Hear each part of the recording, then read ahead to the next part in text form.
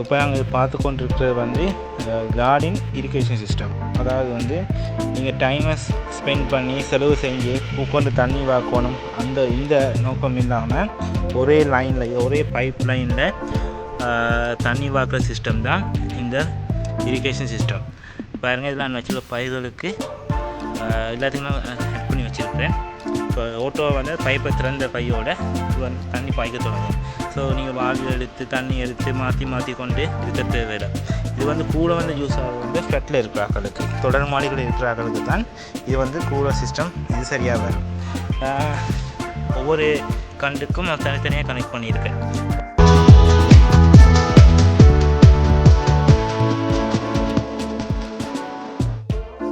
ஒரு தண்ணியும் ஒரு மாதிரி வரும்.